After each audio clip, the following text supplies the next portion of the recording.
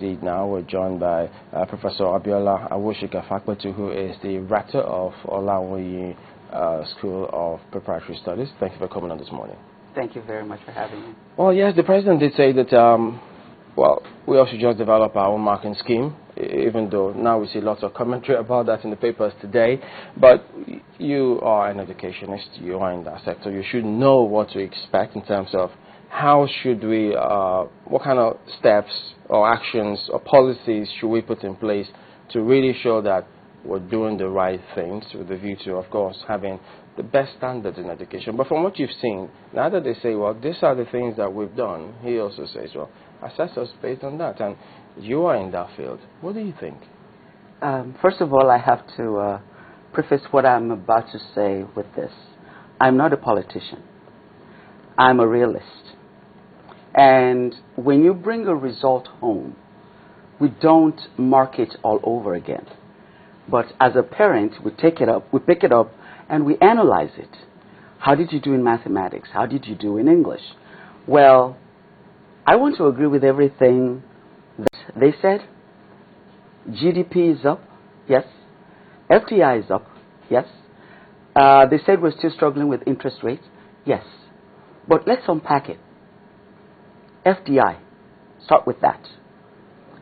Foreign direct investment. When you unwrap that, you find that 70% of that FDI growth is in the petroleum and petroleum product sector.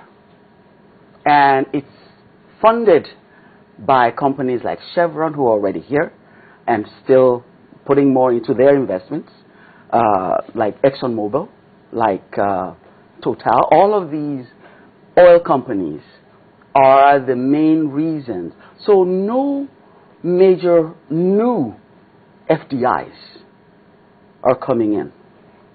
Now, we tend to think the petroleum industry is just, the huge, fantastic sector in this country. It isn't. It represents 14% of our GDP. So what we produce as a people, 14% of that comes from petroleum. 45% of that comes from agriculture. 30% from the service sector, which would include the government itself and everybody else that's in service. And then manufacturing gets a dismal 11%. So 45% of our people are in agriculture, and yet there's no FDI flowing into that sector. You know why? It's a long-term investment. Nobody wants to tie down a lot of money in an economy that is unstable for a long period of time. And so a lot of these numbers are correct, but it looks like somebody did the exams for this government. It wasn't as a result of the direct policies that they put in place. Nigeria was just going along, minding its own business, and the government is reaping the results of it. The other set of people that's working for this economy are the people. You and I, waking up every day, doing what we believe we ought to do, to make a living. And why do I say these are the other people taking the exams for the government or writing the papers for the government? GDP per capita is, when you take all of our production in this country and you divide it by the number of people, I'm oversimplifying this, okay, so that the lay person can understand it. Which is better. So when you divide it by the number of people in this country, you get GDP per capita. So our per capita in dollars is $2,800. That is the formal sector. Then there is the informal sector, which is, would add about another $1,000 to it. What's the informal sector? It's you and I get a ride from you in the morning going to work. I don't have to pay for that. But it's still, there's an opportunity cost of the money that I'm not spending. It's part of that is still, it keeps money in my pocket so I could spend it someplace else. It's my niece instead of going to an after school where she pays, comes to my place where she doesn't have to pay. So a lot of the other countries, these things are recorded in the formal sector, but it's not because it's in our informal sector. So if you add that to the formal sector, you're looking at about $3,800, $3,900, roughly $4,000.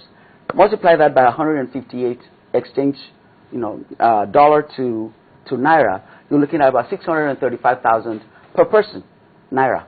So if we divided everything, our productivity, by each person, every child, woman, boy, and girl gets 6,350 something naira.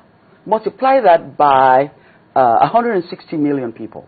You're looking at 100 and something trillion naira. What's the value of our budget every year? About 4 trillion. So what it means is our government has control of 4 trillion, and the rest of it is with us, the people. In fact, almost 5 trillion. Yeah, oh, yes, sir. So you take that from 101 trillion value. So they're putting a little, we're putting a little of that in their pockets to spend for our benefit, to put in roads, to put in schools, and the generality of the people are not feeling the impact in their pocketbooks. It's, because I looked at this and I was, okay, these numbers are great, but we don't feel it at home. We don't feel it in our bank accounts. Why not? That is because the growth that we have in the economy is being generated by us. Through, we're struggling. Imagine, it's like making brick without straw. The proverbial brick without straw.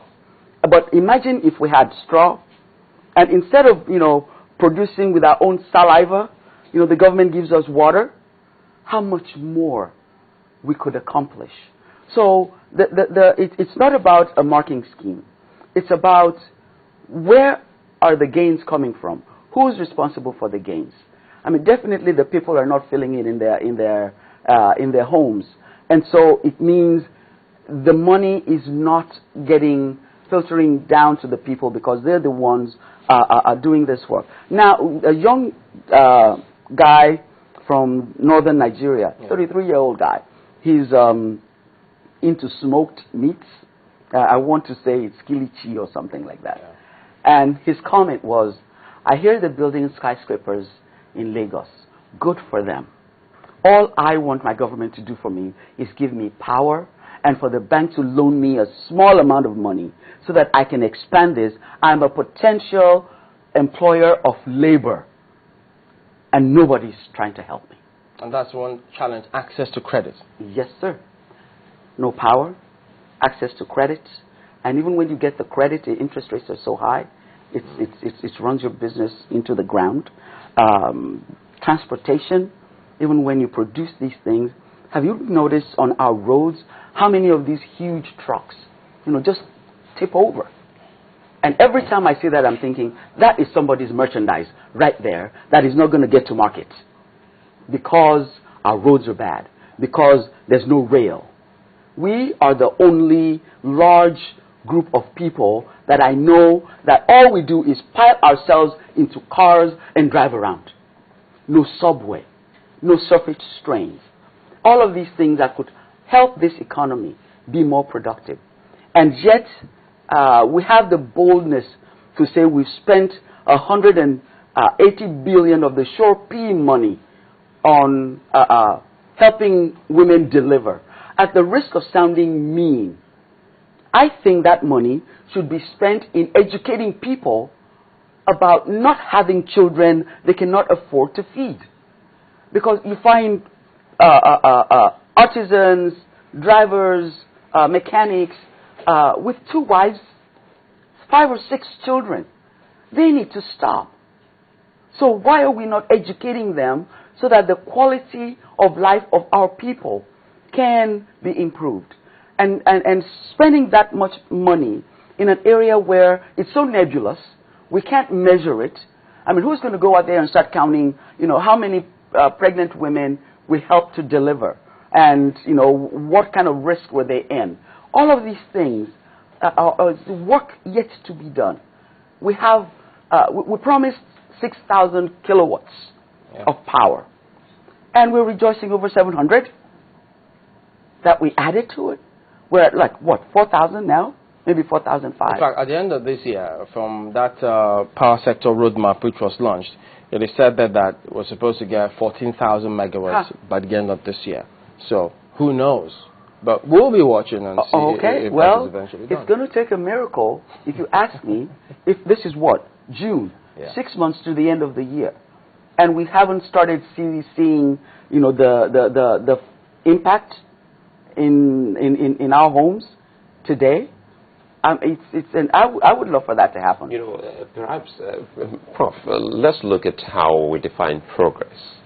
Maybe that can actually help us. And the President actually made it a little easier for us to do this assessment. He said we should look at his own administration 2 years in comparison with others that have come before him. And before now, we haven't actually gotten close to 4,000.